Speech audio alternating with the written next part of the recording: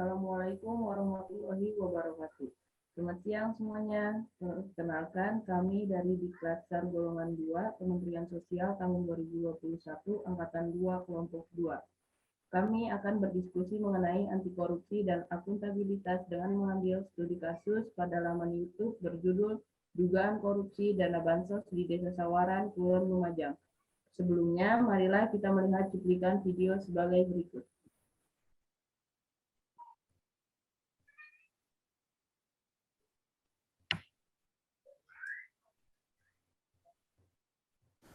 Usai pengumpulan data dan keterangan, Kepolisian Resor Lumajang, Jawa Timur akhirnya meningkatkan kasus dugaan korupsi bantuan sosial ke penyelidikan. Sejumlah saksi pun telah diperiksa, termasuk pejabat dinas sosial kabupaten setempat. Dua orang pejabat dinas sosial Kabupaten Lumajang menjalani pemeriksaan di ruang tindak pidana korupsi Satreskrim Polres setempat sejak Kamis siang hingga sore.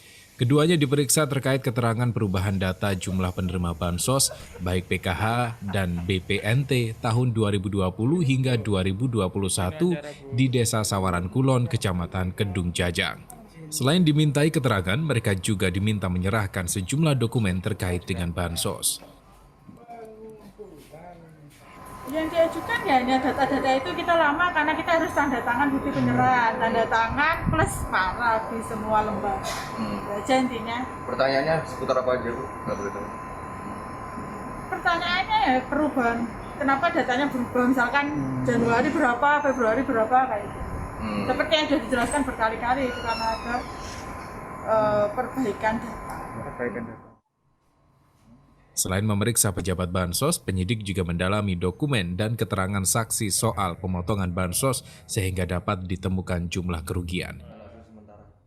Sementara kita sudah melakukan full bucket, pengumpulan bahan keterangan. Kemarin juga kita sudah melakukan gelar dan sudah kita tingkatkan terkait dari full bucket ke penyelidikan. Jadi kita sudah melakukan beberapa pemeriksaan yang kita sudah lakukan terkait dengan PKH, BPNT, dan BPUM. Kasus dugaan penyelewengan bansos terungkap setelah sejumlah warga penerima bansos mengeluh saldo di rekening mereka berkurang. Abdul Rohman, Kompas TV, Lumajang, Jawa Timur.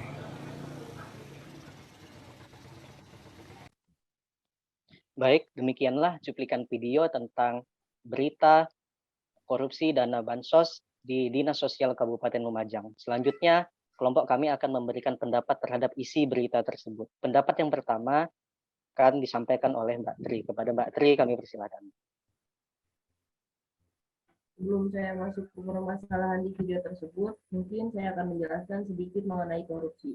Bahwasanya korupsi ini dapat terjadi karena adanya kebebasan mengambil keputusan sendiri tanpa adanya akuntabilitas. Lalu adanya kesempatan, integritas, dan nilai spiritual seseorang.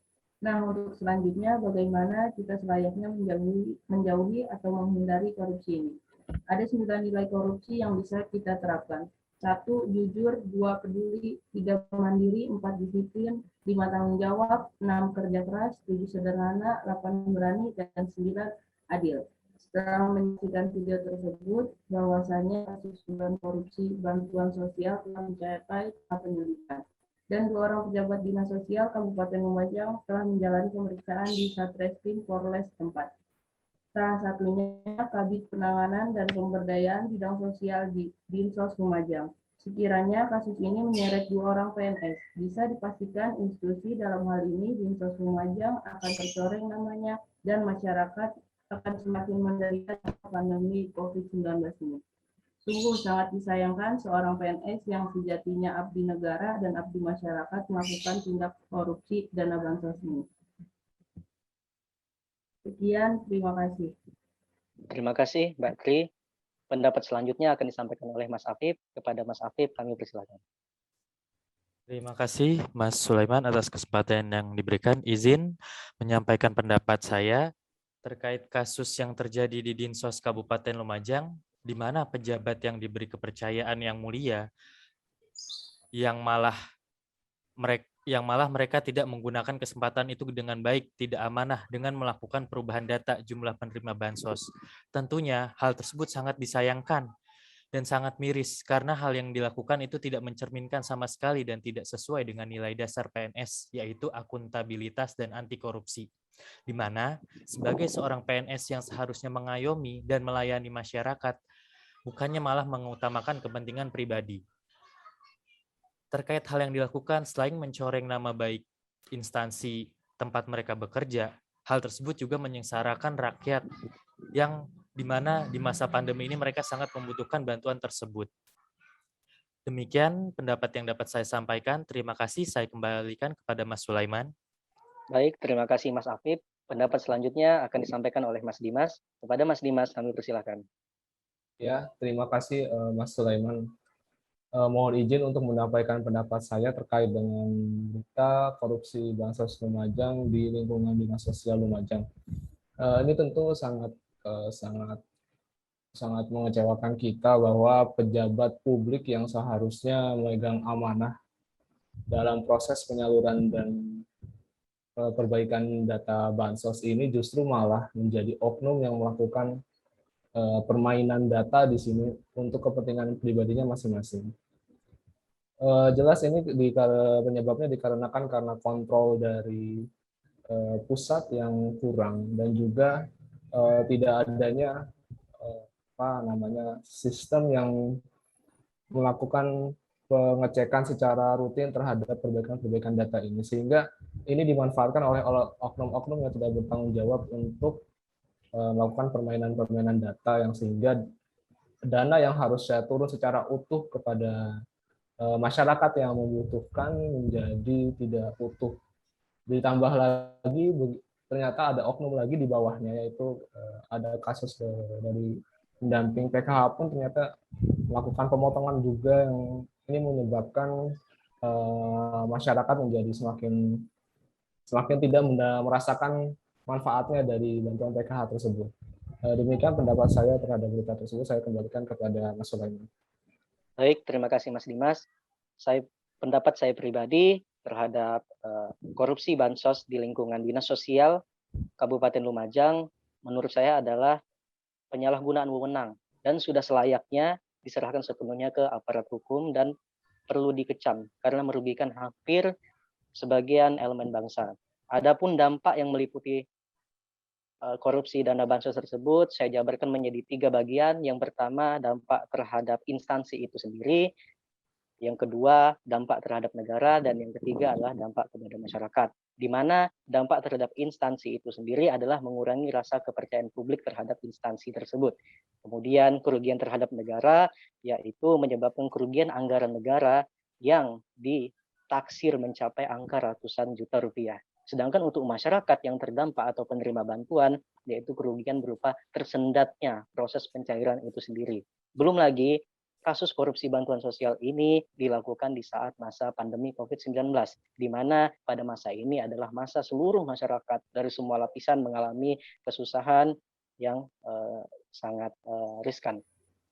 Demikianlah pendapat dari kelompok kami mengenai isi uraian video cuplikan berita tentang korupsi dana bansos di Dinas Sosial Kabupaten Lumajang. Baik, selanjutnya mungkin ada tanggapan dari rekan-rekan sekalian terhadap pendapat dan isu berita tersebut. Saya persilakan. Saya akan memberikan sedikit tanggapan. Seharusnya pemerintah dalam hal ini instansi yang terkait melakukan beberapa hal dalam mengendalikan korupsi.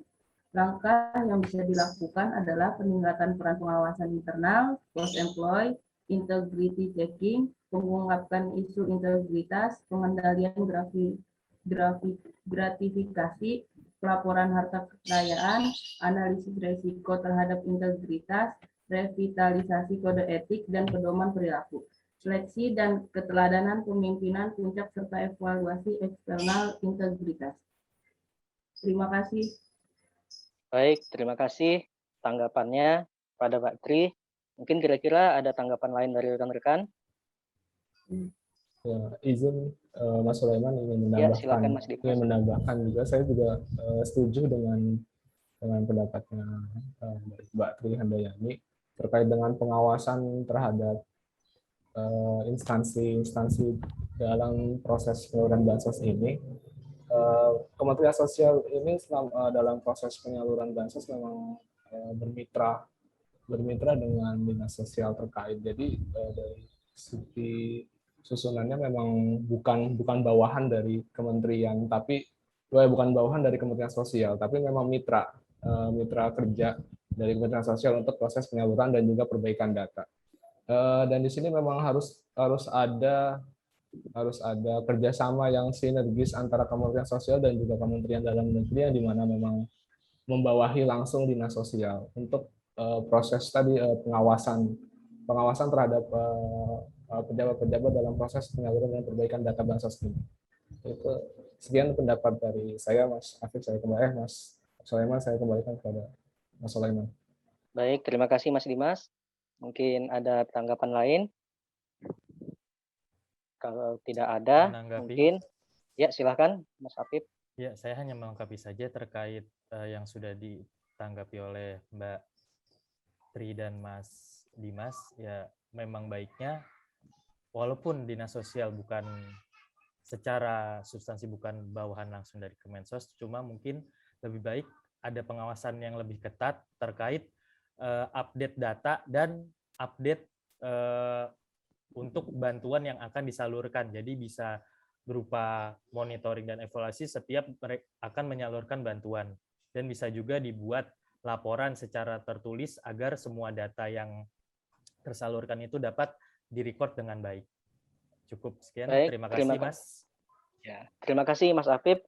Baik, demikianlah paparan dari rekan-rekan sekalian. Saya akan membacakan kesimpulan dari paparan tersebut. Dengan demikian, korupsi bansos telah mencuri hak-hak masyarakat dan sudah sepantasnya pelakunya dihukum seberat-beratnya. Pemulihan hak-hak masyarakat sudah selayaknya menjadi harapan masyarakat sebagai korban korupsi yang paling menderita dari dampak ini.